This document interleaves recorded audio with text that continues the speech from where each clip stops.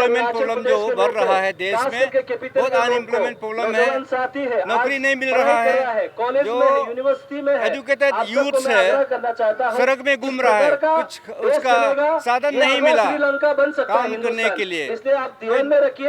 जो आज तो देश में इस प्रकार से लोग बढ़ रहे हैं, इसको इसीलिए भारत सरकार उसका चिंता करे, उसका नीति बनाइए और जॉब अपॉर्चुनिटी दे, ये हम लोग ने मांग रखा है। और अग्निपथ का जो स्कीम है, ये आर्मी का 100% रिकमेंड करने के बाद 25% सिर्फ आर्मी में परमानेंट एक जॉब होगा, 75% वो 10 साल के बाद उसको वॉलंटरी रिटायरमेंट देगा। तो 10 साल का बाद में जो बच्चा रिक्रूटमेंट 10 साल के बाद ज़्यादा 27-28 साल का बच्चा होगा, उसका उस उम्र में रिटायरमेंट होने से उसका क्या भविष्य होगा, वो क्या आगे उसका क्या जीवन होगा। इसलिए हम लोग का ये नीति ठीक नहीं है। जो पुराना जो स्टैंडर्ड रिक्रूटमेंट सिस्टम था वो बहुत अच्छा था, इसमें तो सिस्टम से करता था। तो इसलिए प्रेजेंट जो रिक्रूटमेंट सिस्टम है इसमें लोगों का मोरल डाउन होगा, आर्मी का मोरल भी डाउन होगा। जिस प्रकार से स्टैंडर्ड मेंटेन करता था वो स्टैंडर्ड भी ख़त्म हो जाएगा, ये ठीक नहीं होगा।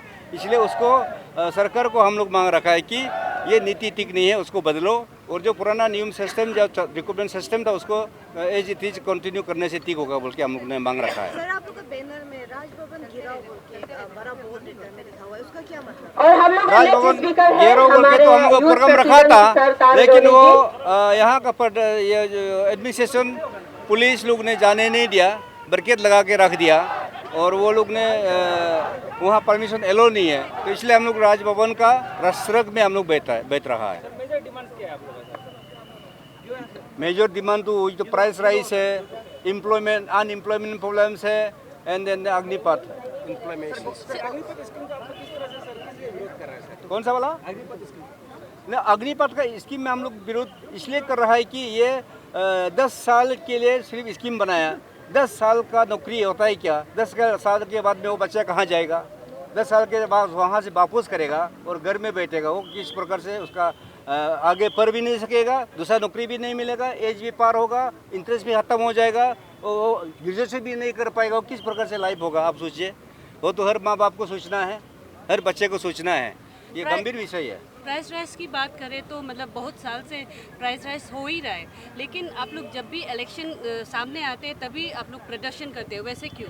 नहीं, ये तो आम जनता को सबको करना चाहिए, क्योंकि ये प्राइस राइस तो सिर्फ कांग्रेस वालों को ही सिर्फ इफेक्ट नहीं होगा ना, ये तो पूरा हर पॉलिटिकल पार्टी है, हर आम आदमी है, सबको इफेक्ट पड़ेगा।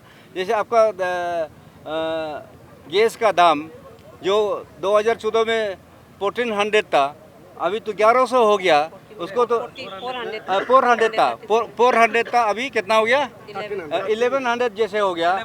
तो इतना उसको घर में काम करने वाला जो महिलाओं को दुख होगा, उनको मालूम होगा ना कितना तकलीफ है और इस प्रकार से जो कॉमन आदमी का कहाँ से पैसा लेकर बियर करेगा।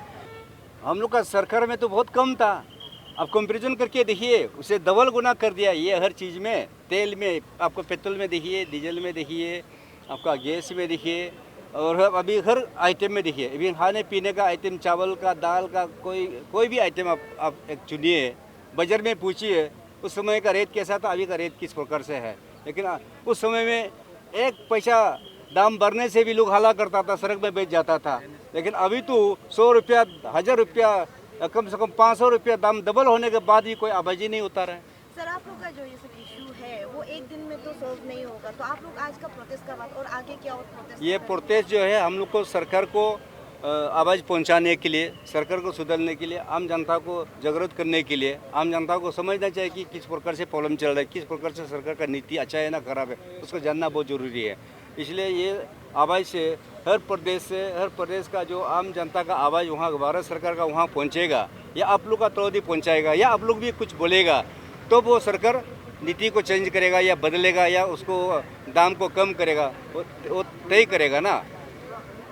जो सरकार जो है आम जनता का सरकार है, सरकार जो है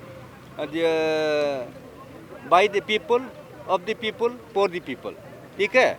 ये सरकार आदमी ने, पब्लिक ने सरकार को बनाते हैं, आगे नहीं, पब्लिक के लिए नीति बनते हैं और पब्लिक के लिए सरकार काम करना है।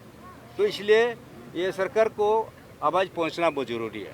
अग्निपथ की बात करें तो यहाँ की अरुणाचल गवर्नमेंट ने कहा है कि जो अग्निपथ स्कीम में जो रिक्रूटमेंट होंगे, जो रिक्रूट हो जाएंगे यूथ, उनको फर्दर पुलिस में और एंटरप्रेन्योर में मतलब मौका दिया जाएंगे बोला। तो इसमें आपको क्या कहना है? वो तो ठीक है, लेकिन गारंटी होना पड़ेगा ना। 75% वहाँ से वापस आएगा और स्टेट में उसको पूरा 100% मिलेगा क्या? 100% तो मुश्किल है। इतना रिक्रूटमेंट के बाद वापस आके 25% वो लोग रखेगा, 75% को वापस करके प्रदेश में भेजेगा, तुम उसको रखो, कोई कंपनी को भेजेगा तुम उसको रखो, लेकिन वो किस प्रकार से रखेगा, किस पद में रखेगा, कितना पे स्किल में रखेगा, उसका गारंटी तो होना चाहिए ना। जब गारंटी होगा तब वो मान सकते हैं। जब गारंटी ही नहीं है, वहाँ से जस्ट भेज देगा स्टेट में संभालो, अगर वो स्टेट संभाल नहीं पाएगा तो उसका क्या होगा।